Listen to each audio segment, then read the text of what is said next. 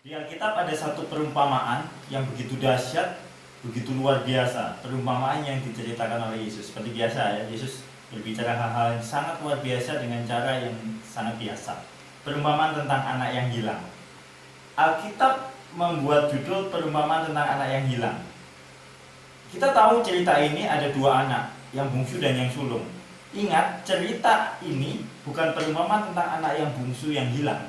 Ini perumpamaan tentang anak yang hilang. Jadi sebenarnya dua anak ini dua-duanya hilang.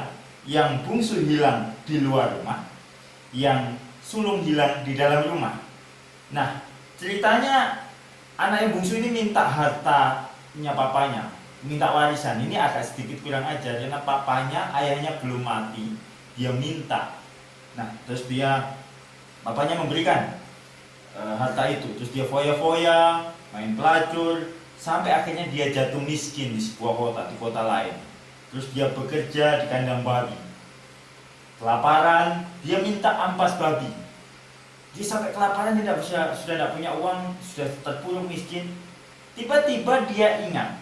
Kalau Anda baca di Lukas pasal 15 ayat yang ke-17, Lukas 15 ayat 17 bilang ini, lalu ia menyadari keadaannya, katanya, betapa banyak orang upahan Bapakku yang berlimpah-limpah makanannya, tapi aku di sini mati kelaparan.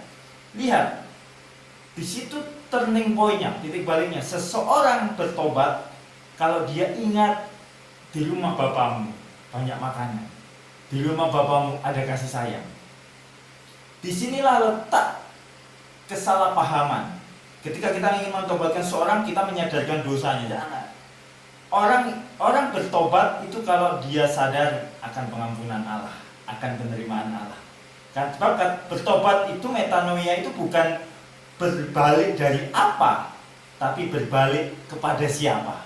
Itu pertobatan. Anak ini mikir, oh bapakku kaya, banyak makanan. Lalu dia mulai merancangkan perjalanan pulang.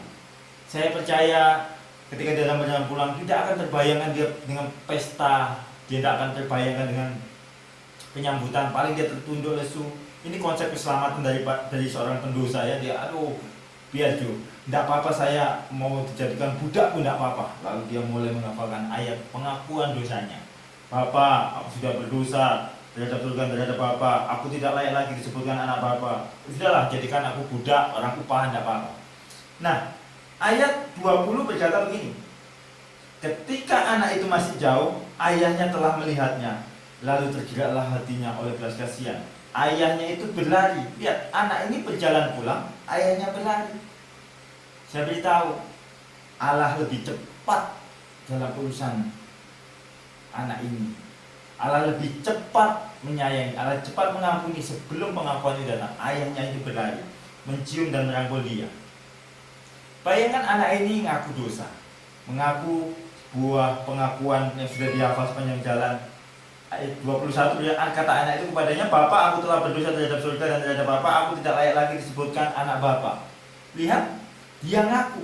Tapi ayat 20 dia bilang, tetapi ayah itu, dia dicuekin. Pengakuan dosamu, apa yang kau lihat yang sudah kau lakukan, tidak berguna bagi Allah. Allah senang kalau engkau sadar Yesus sudah menebus dosamu. Allah senang kalau engkau ingat darah Yesus, pengampunannya, pengorbanannya. Ayat 22 di Lukas 15 itu menyebut, tetapi ayah itu berkata kepada hamba-hambanya. Anak itu dicuekin. Perhatikan, anak ini pulang dari kandang babi, dia pulang dari foya-foya, dia main dari hancur. Motivasinya adalah perut, makan. Lihat, ayahnya tidak membahas motivasinya. Gereja sekarang gagal. Setiap kali kita pelayanan, apa motivasi kamu ikut pelayanan? Apa motivasi kamu jadi panitia? Apa motivasi kamu jadi pengurus?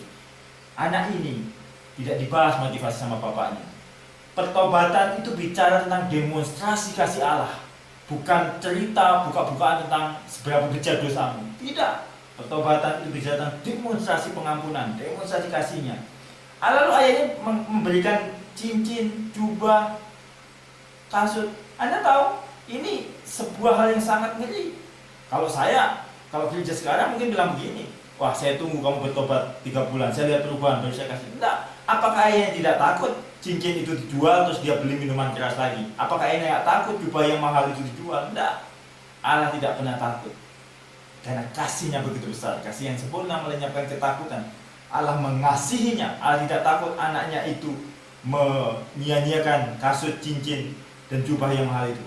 Karena kasihnya melebihi kesalahan. Ingatlah bahwa seberapa besar kesalahan tidak pernah bisa mengurangi kasih sayangnya. Seberapa baik engkau pelayanan tidak akan pernah bisa menambahnya. Kasihnya mutlak dari dirinya. Kasihnya melebihi segala pelanggaran. Hari ini ingatlah. Dan anak yang sulung terhilang di dalam rumah. Tidak sebuah perintahmu pun aku langgar. Iri hati.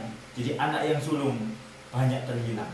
Akhir-akhir ini orang terhilang bukan di luar gereja, banyak orang terhilang di dalam gereja seperti anak sulung. Dia merasa dia layak, tapi dia lupa, dia tidak menikmati. Hari ini nikmati Kristus dalam hidupmu. Ayahmu menunggumu pulang. Kasihnya selalu ada untuk itu. Salam kasih karunia, Tuhan Yesus memberkati.